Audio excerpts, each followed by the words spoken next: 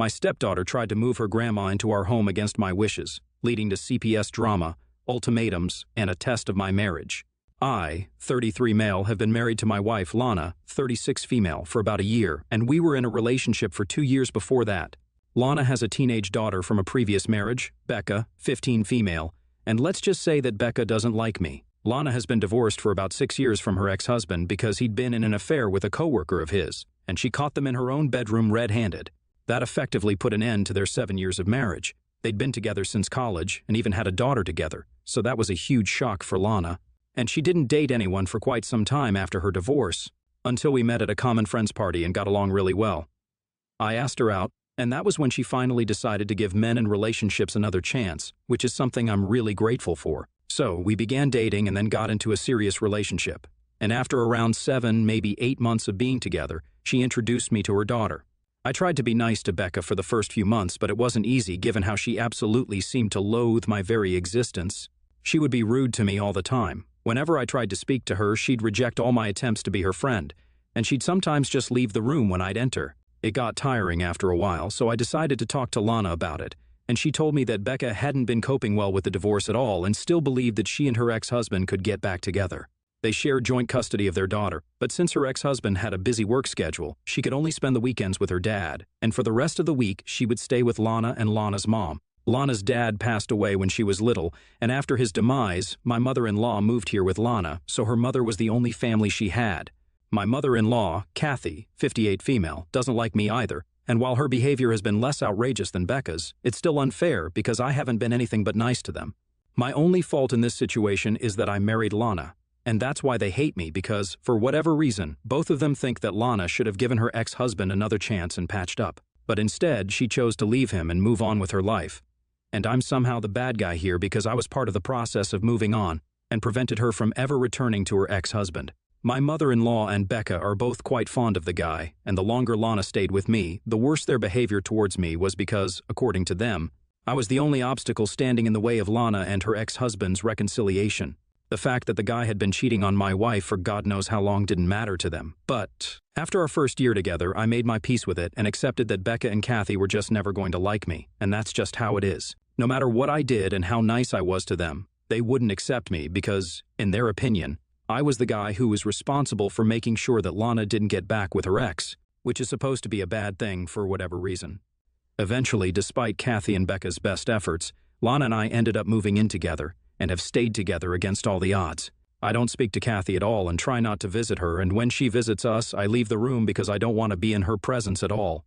Of course, I can't do the same with Becca because we live under the same roof, but I try to avoid interacting with her as much as I can because I don't want to be at the receiving end of her rude remarks all the time. It's not ideal, but it's peaceful.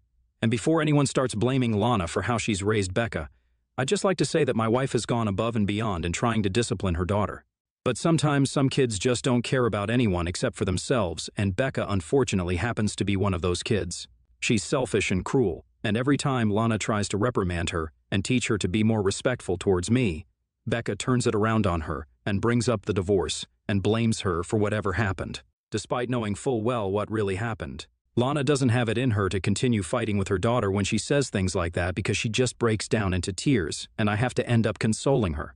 So, it was better for us to just let Becca and I keep our distance. I couldn't watch Lana allow her daughter to walk all over her because she's told me how difficult it was for her to come to terms with her divorce, especially because she had no support from her family since Kathy wanted her to forgive her ex-husband and get back to him and had trained Becca to believe the same thing. And since they were all living together, she couldn't exactly prevent them from sharing the same beliefs either. Funnily enough, her ex-husband never expressed any desire to get back with her after the divorce and was quite content with being separated from his wife and daughter. So I don't know why exactly Kathy and Becca were so sure that he'd love to have her back. Lana couldn't move out either because, at the time, she didn't earn as much as she did now and was counting on her mother to help her out. I can't say anything to Becca because I'm not her biological dad, and I don't want to act like it either. Anyway, I really think that, despite everything, Lana made the best of her situation and was able to rise above her problems. The least her daughter and I could do for her is to not constantly be hostile towards each other, and that's what we've been trying to do ever since they moved in together. She didn't suddenly start being nice, but she toned down her behavior after a while, and even that was a significant improvement. Things were going all right until about a week ago when Becca came to me when her mother wasn't at home and asked me if she could speak to me about something important. That was really weird for me because, like I said, Becca and I avoided speaking to each other as much as we could. But nevertheless, I told her to go on, and she told me that since her grandmother, Kathy, was getting older and needed more help with her day-to-day activities, she wanted Kathy to move in with us. Other families might have agreed to this arrangement in a heartbeat and even been proud of the thought behind it. But not me, because as far as I was concerned, Kathy was in perfect health and didn't need any help with anything at all. And it was painfully obvious that Becca was bluffing. She only wanted Kathy to move in with us so that they would have more control over me and Lana, because Lana was too sensitive to actually be able to stand up to them. One way or another, they'd try their best to separate me and Lana. There couldn't be any other reason for her to come up with this suggestion, and I knew that for a fact. So I didn't think twice before rejecting her suggestion and told her that she was welcome to visit her grandmother as frequently as she wanted to, but I wasn't going to let Kathy move in with us, and that was a non-negotiable. She gave me a nasty look but didn't pursue the matter further, which was kind of weird, but I was relieved that she wasn't trying to make an issue out of this and throwing a tantrum about it like she usually would have done, so I didn't think about it much. The next day, however, she got back at me in the most psychotic way possible. In the evening, I had CPS show up at our house and go through Becca's room because apparently she'd called them and claimed that I was trying to starve her and torture her mentally. None of it was true, and it didn't take much time to prove otherwise because the stupid girl hadn't even bothered to throw away the food wrappers from her room to frame me correctly. Lana and I explained the situation to the officers, and they gave Becca a stern talking to, and then they left us on our own. But the damage was already done. I was furious, and for the first time, I completely lost my cool and got into a horrible argument with Becca. I'd had enough of her BS and couldn't continue putting up with this unreasonable behavior of hers. I don't think anyone else in my place would have even put up with her for so long at all, but I did out of love and respect for my wife. But now it was getting more and more ridiculous because clearly I was being penalized for trying to be a decent and accommodating guy. I tried my very best to understand Becca's behavior and treat her like a child and put up with Lana's inability to correct her daughter's behavior because she was too fragile. But that incident was the limit. Lana was also really upset, but yet again, she just had a mental breakdown and couldn't bring herself to even talk. I'm not trying to be insensitive or put her trauma down, but at that point in time, I really couldn't be selfless and try to comfort my wife when I was the victim in this situation. I needed someone to be there for me and have my back, but unfortunately, my wife was too emotionally fragile. And Becca was obviously relishing this entire experience and was screaming at the top of her lungs about how she wished she'd planned this better so she'd finally be able to get rid of me, and it would be just her mother, and grandmother once again. I was so disappointed and frustrated with the entire situation that instead of comforting Lana or wasting my time by continuing my argument with Becca, I just left the house with nothing but my phone and wallet and got into my car. I started driving and continued driving until I reached a bed and breakfast a little out of town where I'm currently staying. It's been close to a week since the incident and since I left, and Lana has called me several times since then to try and get me to come back so we can have a discussion about what to do next, but I've refused. I think my reasons are pretty valid, and I've told her that after what Becca did, I cannot trust her anymore. And I definitely cannot be in the same house as her because there's just no telling how far she'll take things just to get rid of me. She's 14, I get that, but that's no excuse to pull off something as deranged and psychotic as this, just so she'll be able to live with her grandmother again. I told Lana that I've put up with enough, and while I really do respect her past and the hardships she's had to endure, I cannot put up with this any longer for my own peace of mind. This time she failed to get me in trouble because she hadn't thought things through, but the next time she might have a better plan and one that could end with me behind bars. My only concern right now was not to let there be a next time at all, so now she had to choose between Becca and me. I've told her very clearly that either her daughter stays in that house or I do. I can't go back to living with Becca anymore, and I know I'm putting Lana in a difficult spot, but I just cannot imagine any valid reason for me to continue living like this. I've done nothing wrong, and yet I'm being punished time and again by her mother and her daughter while she breaks down over it, and I end up having to comfort her. This is not the life I'd envisioned for myself, and I refuse to go back to living like that again. So, I gave her an ultimatum and told her that she could either send her daughter to live with her grandmother or father and live with me, or all of them could move back in with Kathy like earlier, and I'd file for divorce. It would be really difficult for both of us, but that was the only solution to this problem. Now, it's been a couple of days since we discussed this, and she's still trying her best to convince me to come back and sort things out, but I've been very firm about my conditions. We've been in touch regularly through phone calls and texts, But I haven't told her where I am exactly because if she cannot promise me that she'll send Becca away, then I can't come back. That's my only condition. She's free to talk to her daughter and even go live with her whenever she wants, but she cannot force us to live in the same house anymore. Last night, while we were on a call and going through the same arguments once more, I tried to explain Becca's side as well by saying that neither of us wanted to live in the same house, and for so long, both of us had been tolerating our living arrangement for her sake only.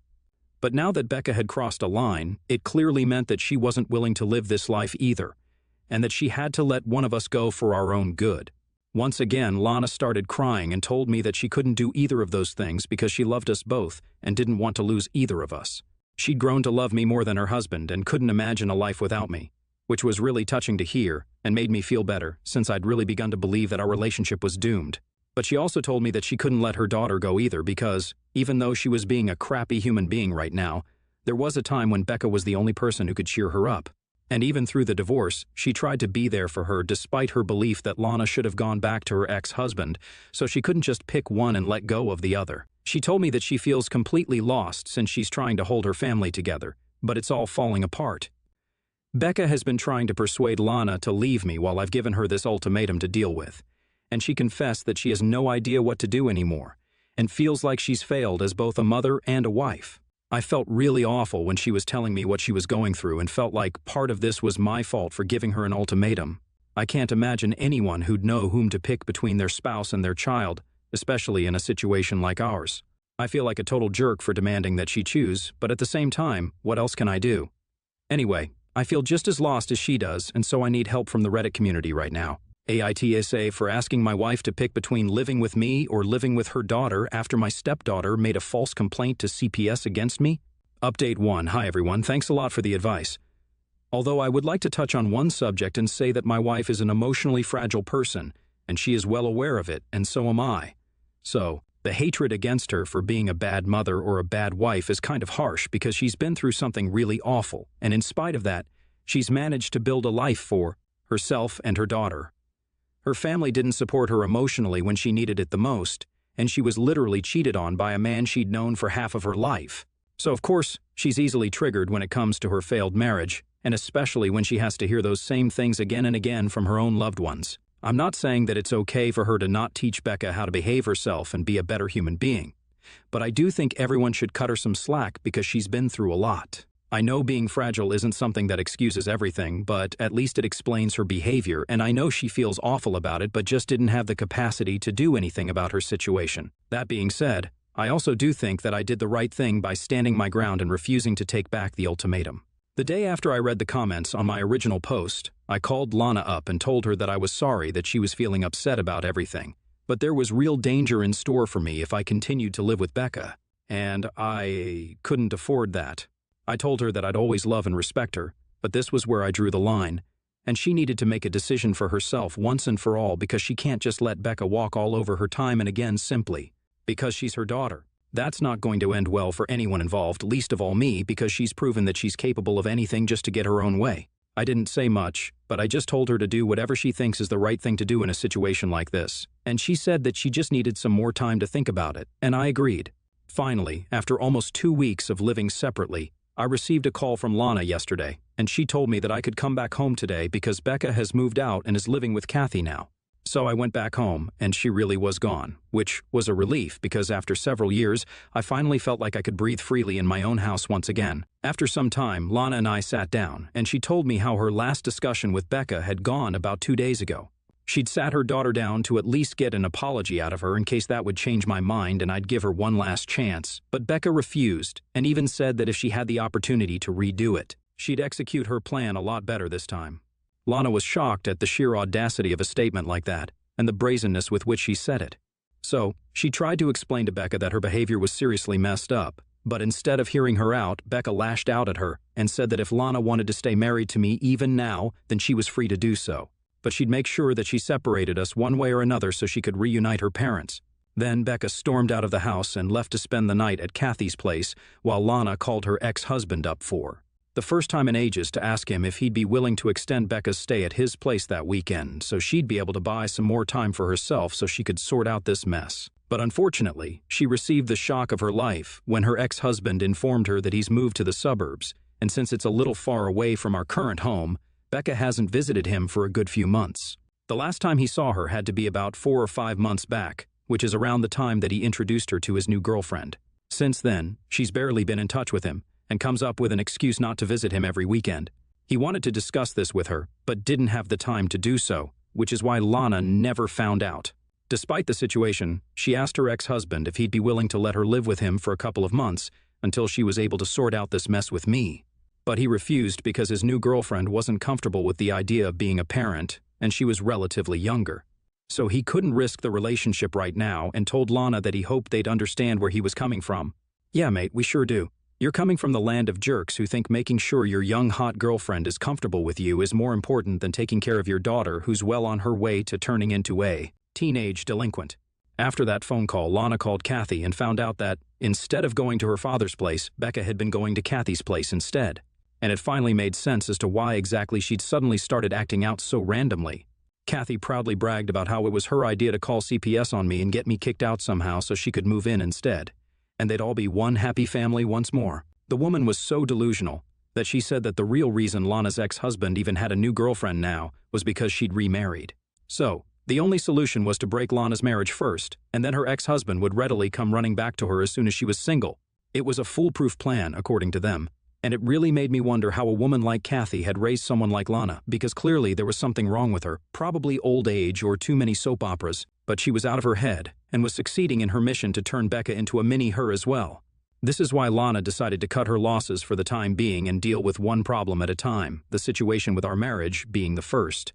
To sum it up, she's decided to let Becca live with Kathy for a while instead of holding her here against her will, because that approach is obviously not working anymore. In the meantime, we're going to work on our marriage and are planning to start marriage counseling by next week. Lana was afraid she was being a bad mother by letting her daughter go, but to be honest, she tried and tried until she just couldn't anymore, and I don't think she did anything wrong. The woman deserves a break. Update 2. Hey, so we just came back from our first session with our marriage counselor, and it went okay. A couple of days have passed since I came back, but Lana and I are building our relationship to last through all the tough times because I really do love her, and I know she loves me. I just hope we're able to make this last because Kathy is very upset that I'm back and is threatening to kick Becca out if I don't leave. But Becca refuses to come back home in spite of that. At the end of the day, she's just a poor kid who's had a messed up childhood and still can't see what's good for her. Update 3. We brought Becca back today. She's upset, but she knows she has nowhere else to go anymore. Her dad won't take her in, and Kathy kicked her out because she doesn't want Lana or anyone associated with her in her life anymore, now that she knows for sure that she can't drive me out of the family. Lana is sad that Becca had to learn the truth the hard way, but at least the kid apologized to me, even though it was short and brisk, still counts. We're going to get her professional help and make sure she's all right because I think it's been overdue for all of us, quite frankly. Thanks to everyone for the support they've shown.